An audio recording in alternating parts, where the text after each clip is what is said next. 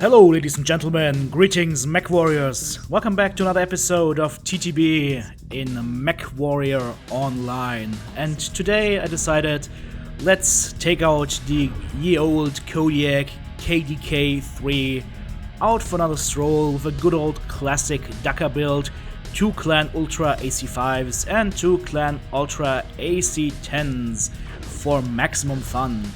As you can see, I've set them up in 2 firing groups. One group shoots the left torso, one group shoots the right torso, so that will allow me to peek around corners and just make sure that I don't shoot anything that is not meant to be shot, i.e. own mechs or the environment. I mean, yes guys, you are a MechWarrior, you're riding a 100-ton monster of destruction, but you can still be cautious about not damaging the environment or causing collateral damage. Yes, that's right.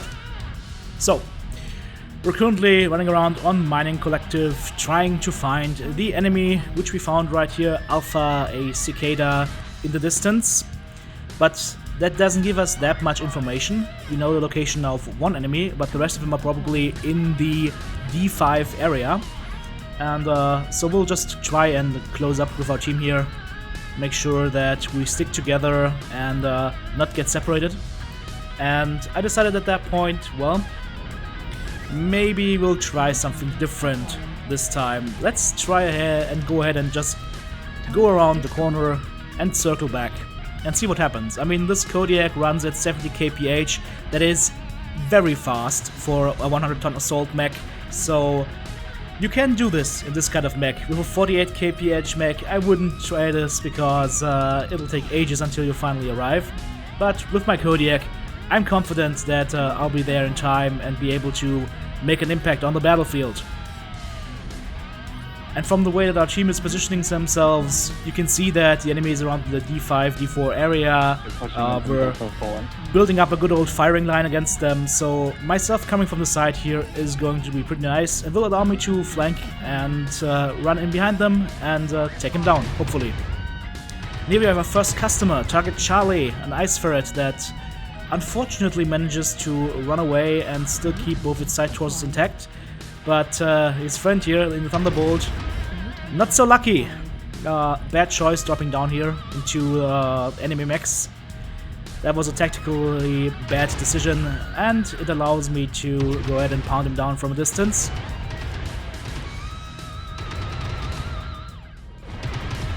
There's literally nothing he can do at this point except try and do as much damage as possible, but well.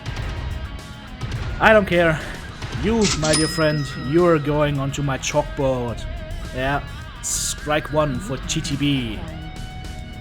At that point I decided, okay, let's try and have a look up top in the center.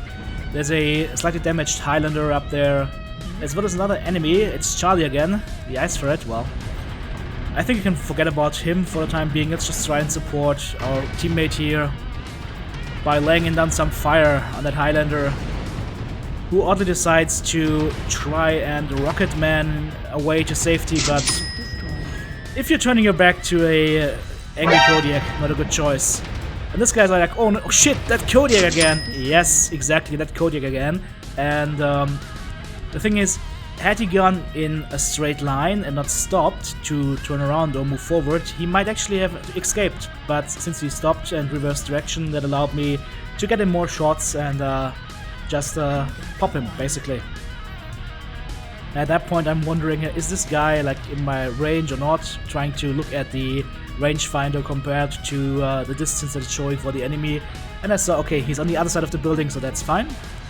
And I'm now a little bit curious where the enemy is, so I popped in UAV and I saw they're all over there, so they basically circled around back, did the whole NASCAR thing. So that allows me now to get a lot of nice shots in.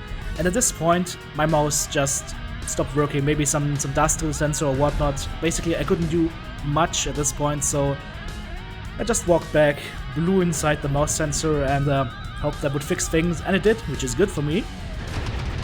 That allows me to rain down some more fire on the sidelines. And Gabriel, dude, honestly, you and that Warhammer, you are insanely annoying. He was the only guy that actually kept track of me and tried to shoot me when I was up there. So that's the only thing that basically kept his team from getting annihilated from the back at this point. Then we have another Highlander, the one that got away. Well, the second time around he's not going to be so lucky. Unfortunately, I don't get the kill on him, which is a little bit sad because that would have been the ace of spades. Well, what can you do? Take down the target in the center, focus on the Highlander again.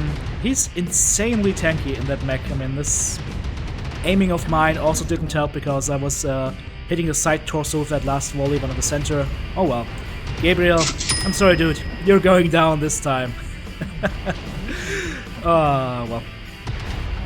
There's a Cataphract up next.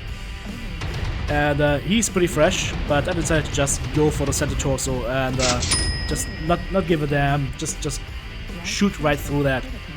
And that was fine. I mean, he had been damaged a little bit beforehand, but he managed to get a lot of damage onto my right side torso. So, yeah, well, what can you do? Go TTB! Well, I like it if people cheer me on, so let's go ahead and destroy the poor Nova and finish up the game. So, I think that went pretty well. Lots of good things happening in my favor in that match. So let's see the end screen, shall we? 7 killing blows, 2 assists, 4 solo kills, 5 kill most damage dealt, and 1363 damage barreling down at the enemy. I'd say that was a nice round, if I've ever seen one. Unfortunately, we didn't get the 8 kills, but well, what can you do? If you want to copy the build, it's on screen right now, and you can also go ahead and click onto the Smurfy link in the video description below. That's it for now. Thanks guys for watching. Make sure to give me a thumbs up, leave a comment, and subscribe to the channel if you haven't done so yet. This is TTB signing off.